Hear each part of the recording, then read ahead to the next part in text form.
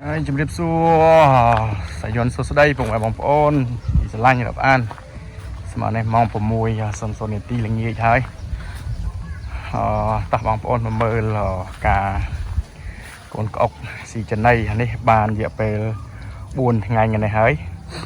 ខ្ញុំឲ្យស៊ី 8C បងប្អូន4ថ្ងៃនេះខ្ញុំដាក់ 8C ឲ្យស៊ីចំណីតូចល្មមប្រូតេអ៊ីនរបស់វា 40% បងប្អូនល្មមសមគួរសំរុំសម្រាប់កូនក្អុកដែលទៅតែញាស់ហ្នឹងហើយដែលទៅតែញាស់ឥឡូវមកមើលមកត្រង់នេះទៀតត្រង់នេះអាយុវា18ថ្ងៃហើយបងប្អូន18ថ្ងៃហើយឡើងត្រើងបដាហើយនៅតាមតកួនហ្នឹងក៏ច្រើនដែរនេះត្រង់នេះខ្ញុំបានប្រើប្រាស់ថ្នាំការពារហើមពោះព្រោះចាប់ពីអាយុវា16ថ្ងៃឡើងទៅកូនក្អុកភាគច្រើនគឺហើមពោះងាប់បងប្អូនជាច្រើនទាក់ទងមកខ្ញុំសួរពីបញ្ហាមូលហេតុមិនបានជាហើមពោះមិនបានជាងាប់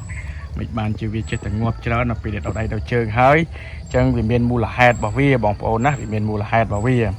អញ្ចឹងថ្ងៃនេះបង្ហាញបងប្អូនពីថ្នាំសម្រាប់ការពារវាធ្វើម៉េចកុំឲ្យវាហើមពោះធ្វើម៉េចកុំឲ្យវាងាប់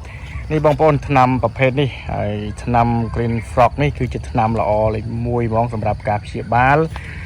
កូនក្អុកដែលចាប់ផ្ដើមដុសកន្ទុយចាប់ផ្ដើមដុសជើងក្រោយបងប្អូនណាដុសជើងក្រោយហើយឧស្សាហ៍ហើមពោះបងប្អូនទិញយកទៅប្រើទៅបងប្អូនអត់ខុសទេបងប្អូនខ្ញុំប្រើថ្នាំនេះចឹងបានកូនក្អុករបស់ខ្ញុំទី1សុខភាពល្អបងប្អូនឃើញអត់ក្នុងមួយទ្រុងនេះមានហើមពោះតែប្រហែលតែ2គ្រាប់ហើយប៉ុណ្្នឹងឯងដែលវាងាប់មានតែ2គ្រាប់ហើយហើមពោះមានតែ1គ្រាប់ទៀតអញ្ចឹងយើងប្រើប្រាស់ថ្នាំនឹងទៅនេះបងប្អូនណាប្រើប្រាស់ថ្នាំប្រភេទនេះទៅគឺល្អមែនទែនបងប្អូនល្អហើយខ្ញុំណែនាំឲ្យបងប្អូនប្រើបងប្អូនអាចជាវទៅប្រើបានឬក៏ទិញទៅប្រើបានសម្រាប់បងប្អូនដែលជួបបញ្ហាហើយតែងតែសួរខ្ញុំតាមមូលហេតុអីអញ្ចឹងបងប្អូនអញ្ចឹងវាមានមូលហេតុរបស់វាអញ្ចឹងក៏យើងដឹងពីមូលហេតុហើយបងប្អូនកុំភ្លេចថ្នាំនឹងយកទៅប្រើទៅរបស់ខ្ញុំនេះគឺឡើងបដាហើយ18ថ្ងៃហើយអញ្ចឹងវាមានអីតោងជាពិសេសគឺរោស្អីឲ្យវាតោងឲ្យបានគ្រប់គ្រាន់ការពារកុំឲ្យវាហែលទឹកច្រើនពេកកាលណាវាហែលទឹកច្រើនក៏វាអាចហើមពោះងាប់ដែរបងប្អូនណាអញ្ចឹងធ្វើម៉េចយើងការពារវាធ្វើម៉េចយើងមើលវារកថ្នាំដាក់ឲ្យវាអាហ្នឹងបានយើងអាចរស់ហើយសល់បានច្រើនបងប្អូនណាហ្នឹងឯងឡើងហើយមកកញ្ចប់ស្អែកនេះដាក់ឲ្យវាឡើងថែមទៀត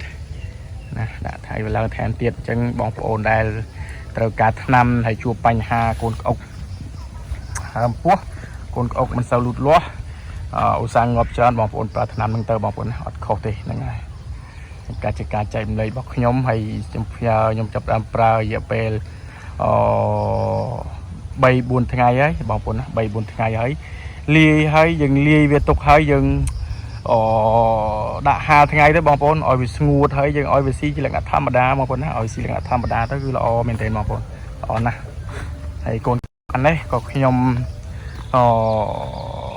ដាក់ចំណីប្រភេទពួកសារ៉ូដែរពួក 8C ដែរ 8C នេះគឺល្អិតស្មិញអញ្ចឹងអាយុប៉ុណ្ណេះយើងឲ្យស៊ីមួយថ្ងៃតែម្ដងបានហើយបងប្អូនបាចតែម្ដងទៅឲ្យវាអស់ហើយចាំយើងបាចទៀតហើយកុំភ្លេចពីការប្រើប្រាស់ថ្នាំផងដែរហ្នឹងអរគុណណាស់បងប្អូនត្រូវការថ្នាំអាចជំរាបទំនងបានតាមរយៈលេខទូរស័ព្ទរបស់ខ្ញុំបាទនៅក្នុងអេក្រង់នេះមានផងដែរហ្នឹងអរគុណជម្រាបបាយ